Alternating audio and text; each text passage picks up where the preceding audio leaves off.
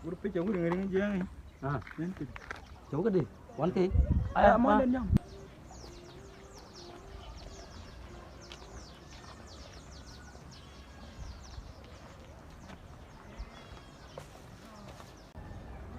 Nên nhau gom mà. Ở ngay juga mah dia gue dia gue lah.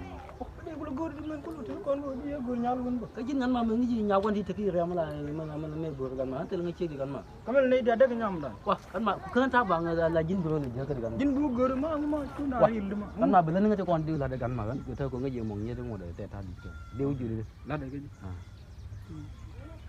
Jin nu ngur tol mong. Mà tự nhiên tuồng mai jin Gue tay jangan dan kau ada ke mati yang dia mah. dia cupe adalah jin bulo. Eh, benar yang ada mah kan tidur kan mah. Kau jom ni je. Hijau kenyam, hijau mal, hijau mal. Itu. Hijau guran gur di kacung. Lah gur di kacung. Gue kan nak yo ha. Kan naman plan dia kai tuồng á. Eh wateleri wacebu nemi te menang tin. Jadi ada pai bena gambel. Ulen ni je. Wan wan. Cái thế bị tao con đấy. Eh Biết là bé gặp rồi, thế nên chơi con, đó là bên con. Belo. Cái bên tuồng. Okay, belo. Cái bữa cái gì cơ? Cái jin mana dia kuda mana ni? Dia nyama mal le. Malu kan. Nyama mai cái cổ là dân ngoài giờ cổ rồi theo luật gì luôn. Saya ngân người vừa rồi đi cày chuồng.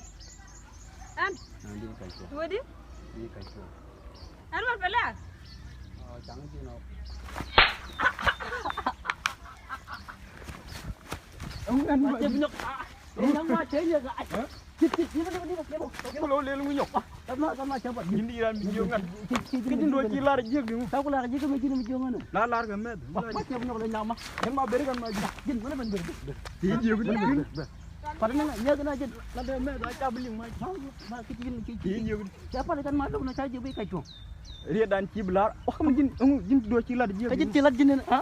Cilat jin nyam ber. Mana ber. Dia baik ke makan man. Wah, kan awak tim kan mati. Meci jagur ni. Cepat. Meci jagur. Oh, bulan ni pilihan dengan jin ha? Jin. Dua ni mek. Cuba jaga pan ni long. Kasih. Cuba ni long. Jin kacang ni jin mong kala ni dia ni rojo ni bi kacang. Wah, ini kena mama di sini. Anu kacang ni jin udah bayar motor motor apa ni? Temu tu agak di jin dia di panang jin. Jin medin macam di bang lah gitu aja. Wah, kira Jin bang lo tel motor apa ni? Wah, jin kok tin video je. Jin jin kacang dia nak. Video. He, nó nghe nữa. Wow. Chúng là phạt được phải là người.